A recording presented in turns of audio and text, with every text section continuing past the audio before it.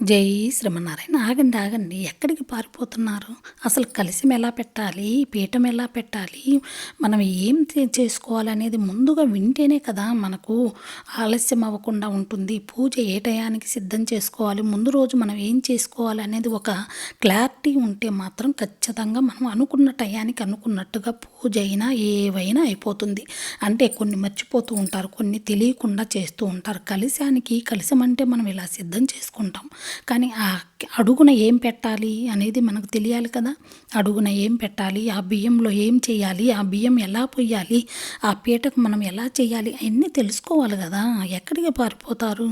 పీటకు పసుపు రాసి ముగ్గు వేసుకోండి, పసుపు కుంకుమలన్నీ పెట్టుకోండి సిద్ధం చేసుకొని. ఆ తర్వాత రెడ్డుది ఏదైనా ఒక జాకెట్ ముక్క తీసుకోండి, జాకెట్ ముక్క పైన బియ్యం పోసుకోండి. అలాగా బియ్యం పోసుకొని అష్టదళ ముగ్గు వేసుకోండి. అంటే ఆ అమ్మవారు ఎక్కువ తామర పువ్వులో కదా ఉండేది.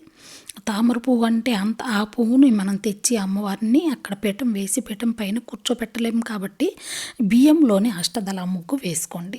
వేసుకొని అసలు మీరు పూజ ముందు ఎప్పుడు ఎన్ని గంటలకు మొదలు పెట్టాలి అంటే 7 గంటలకు మొదలు పెట్టాలి, 9 లోపు అయిపోవాలి.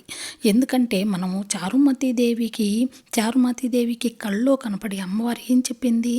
పౌర్ణానికి ముందు వచ్చే శుక్రవారం చేసుకోమని చెప్పింది. మనం అలాగే పౌర్ణానికి ముందే చేస్తున్నాం, కానీ మనం టైం కూడా తెలుసుకోవాలి కదా. ఎప్పుడో 11ంటికి 12ంటికి పూజ చేస్తే అది ఫలితం ఏముంటుంది? మనం ఇన్ని చేసుకుంటాం. ప్రసాదాలు 5 రకాలు చేసుకోవాలి. 5 రకాలంటే వడపప్పు, పానకం, సలివిడి, మన పులిహోర, వడలు, అదేవిధంగా పూర్ణాలు. లేదు అమ్మవారికి బెల్లంతో చేసిన పాయసం అంటే చాలా ప్రీతికరం. అది ఇవన్నీ చేసుకోవాలని కొంచెం కొంచెం చేయాలన్న టైం పడుతుంది కదా. అందుకని ముందుగానే మీరు ఇవన్నీ ఏం చేయాలి అనేది ఒక క్లారిటీ ఉండాలి. ముందు రోజు అన్నీ సిద్ధం చేసుకోవాలి. మినపప్పు మీరు నానబెట్టుకొని వడలికి రెడీ చేసుకోవాలి, పూర్ణాలకి రెడీ చేసుకోవాలి. పూర్ణం ముందు రోజే ఉడకబెట్టుకొని పెట్టుకోవచ్చు, లేదంటే ఉదయం పూట కుక్కర్లో వేసుకొని ఉడకబెట్టుకొని ఆ తర్వాత మనం చేసుకోవచ్చు అనమాట. స్నానం ఇవన్నీ అవ్వాలంటే ముందు ఒక క్లారిటీ అనేది ఉండాలి. ముందు ఇది చూస్తే మనకి ఒక క్లారిటీ వస్తుంది. తమలపాకు పైన అమ్మవారి బీజాక్షరం రాసుకోండి, శ్రీం అనేది. ఆ శ్రీము బియ్యం మనం అష్టదళ ముగ్గు వేసాం కదా, ఆ పైన తమలపాకు వేసేసేయండి. పెట్టుకొని ఆ తర్వాత కలశం వెండిదైనా రాగిదైనా ఇత్తడిదైనా ఏదైనా మనం ఆ మూడిటిల్లోనే పెట్టుకోవాలి. కొంతమంది మాకు రాగిది లేదండి, ఇత్తడిది లేదండి, ఏం చేయాలి అనుకుంటారు. కానీ ఎవరిదో ఒకరిది బద్దులు అయితే తెచ్చుకోకూడదు అంటారు. కానీ చాలామంది ఇప్పుడు కొంటూ ఉంటారు. లేదంటే ఏదో ఒకటి చేసి మీరు అది కొనుక్కోండి, పెట్టుకోండి.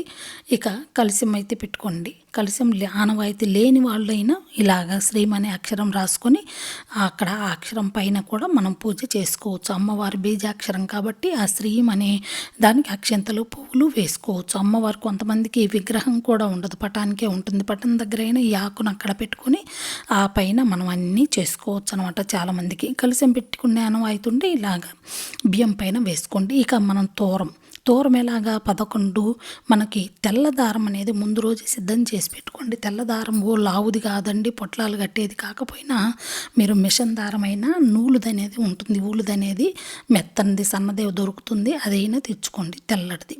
9 పోగులు వేసుకోవాలి. 9 పోగులు వేసుకొని 9 ముళ్ళు వేసుకోవాలి. ఇవన్నీ ఎప్పుడు మనము అన్నీ పూజకు ముందే సిద్ధం చేసుకొని పెట్టుకోవాలి. అమ్మవారికి ఒకటి మనం ఇవ్వాలి అనుకుంటే ముత్తైదువులకి మనం అంటే ముత్తైదువులు చాలామంది అవుతారు. అపార్ట్మెంట్లో ఉండే వాళ్ళకి 10 మంది 11 మంది అట్లా వస్తూ ఉంటారు కాబట్టి అందరికీ అనవసరంలా ఒక ముగ్గురికి అమ్మవారితో కలిపి 5గురికి ఇవ్వచ్చు, లేదు 3గురికి ఇవ్వచ్చు. తోరం అనేది వాళ్ళు కట్టుకుంటారు, వాళ్ళు పూజ చేసుకుంటారు, కట్టుకుంటారు. అసలు మంది కట్టుకుంటారు, మళ్ళీ దేవుడి దగ్గర పెట్టుకుంటారు, అలా చేస్తారు. లేదు అంటే వాళ్ళ పిల్లలకి ఇంట్లోనైనా కట్టుకోవచ్చు అనమాట.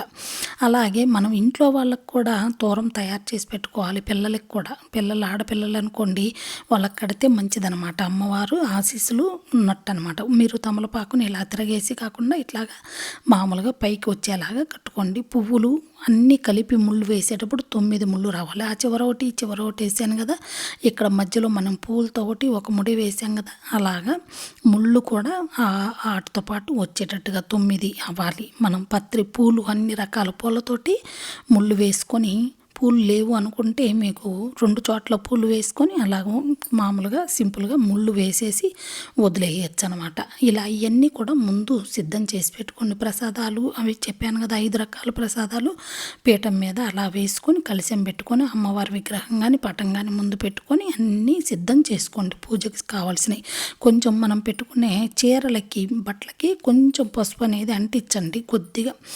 దాంట్లో పన్నీర్ గాని, లేదంటే రోజ్ వాటర్ గాని కలిపి ఆ పసుపులో కొంచెం కుంకుమ కలిపి అక్కడ మధ్యలో చివర్లో పెట్టి కలశం దగ్గర ఆ అమ్మవారికి ఇత్తడి ప్లేట్ గాని, లేదంటే మనకి ప్రసాదాలు పెట్టుకునే ఆకులు ఉంటాయి కదా! ఆకులో పెట్టేసి బట్టలన్నీ ఆ అమ్మవారి దగ్గర పెట్టేసి, అమ్మవారికి వస్త్రం సమర్పయామి అన్నప్పుడు సమర్పయమని అక్షింతలు వేసి అమ్మవారికి ఆ బట్టలు పెట్టండి. అమ్మవారి పూజ అంతా మీకు తెలుసు కదా!